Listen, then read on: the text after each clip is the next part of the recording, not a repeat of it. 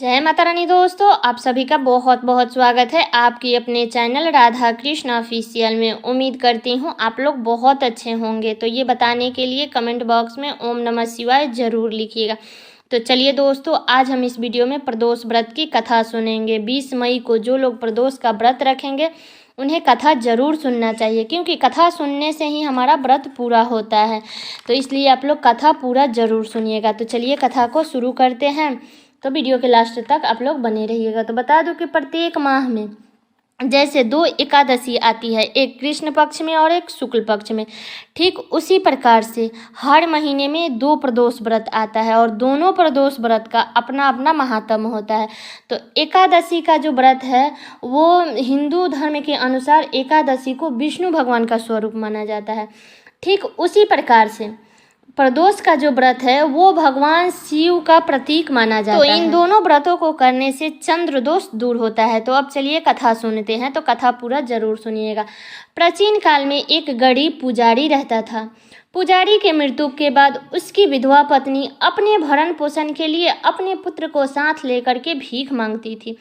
रोज दिन भर भीख मांगती थी, शाम तक वो घर वापस आ जाती थी। एक दिन पुजारी की पत्नी का मुलाकात विदर्भ देश के राजकुमार से हुआ, जो कि अपने पिता के मृत्यु के बाद दर दर भटक रहा था। राजकुमार का यह हालत पुजारी के पत्नी से देखा नहीं गया और पुजारी के पत्नी ने उस राजकुमार को अपने साथ अपने घर ले आई और अपने पुत्र के समान रखने लगी। एक दिन पुजारी की पत्नी अपने दोनों पुत्रों को सांडिल्य ऋषि के आश्रम ले गई।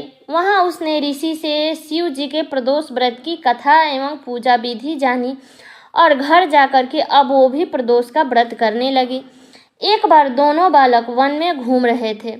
उनमें से पुजारी का बेटा तो घर लौट आया, परंतु राजकुमार वन में ही रह गए। उस राजकुमार ने गंधर्व कन्याओं को क्रीड़ा करते हुए देख लिया तो उनसे बात करने लगा। उस कन्या का नाम अंशुमति था। उस दिन वह राजकुमार घर देरी से लौटा।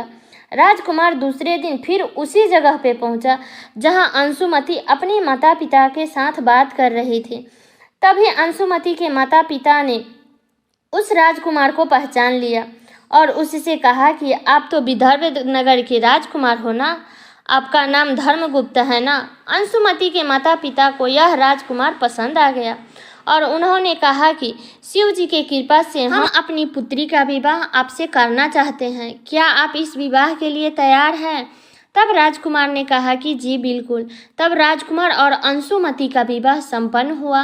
तब बाद में राजकुमार ने गंधर्व की विशाल सेना के साथ विदर्भ पर हमला किया और घमासान युद्ध कर विजय प्राप्त किया। तब पत्नी के साथ में राजभवन में राज करने लगे।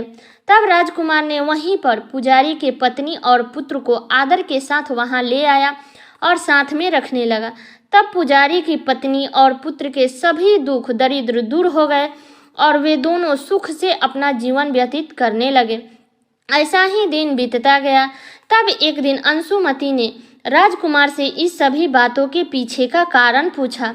तब राजकुमार ने अंशुमति से अपने जीवन की पूरी बात बताई और साथ ही प्रदोष व्रत का महात्म्य भी बताया, व्रत से फल प्राप्त से अवगत भी कराया। तो उसी दिन से दोस्तों प्रदोष व्रत का महात्म्य बढ़ गया और उसी दिन से अंशुमति भी प्रदोष का व्रत करने लगी। तो प्रदोष का जो व्रत है वो लोग अपने संतान के लिए करते हैं। संतान से संबंधित अगर कोई भी दिक्कत परेशानी है तो इसके लिए लोग प्रदोष का व्रत करते हैं। जैसे हम एकादशी का व्रत जो है वो हम अपने लिए करते हैं, क्योंकि हर व्रत हर किसी के लिए लोग करता है, लेकिन एकादशी का जो व्रत है वो खुद के लिए लोग करता है। ठीक उसी प्रकार से प्रदोष का भी व्रत जो है वो अपने संतान के लिए किया जाता है।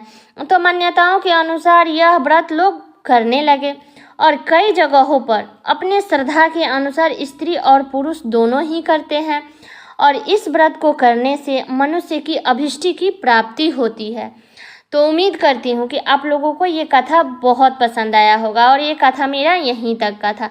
कैसा लगा ये कथा आप लोग कमेंट करके ज़रूर बताइएगा। चैनल पे नए आए हैं तो सब्सक्राइब कर लीजिएगा, बेल आइकन को प्रेस कर दीजिएगा, जिससे मेरे वीडियो का नए नोटिफिकेशन आप सभी के पास में सबसे पहले पहुंचे। और वीडियो को लाइक कर दीजिएगा, क्योंकि आपकी एक लाइक से मुझे बहुत ही मोटिवेट मिलता है। तो वीडियो को लाइक कर दीजिएगा और शेयर कर दीजिएगा, ताकि हर किसी को प्रदोष व्रत की कथा को आज के दिन सुन सके।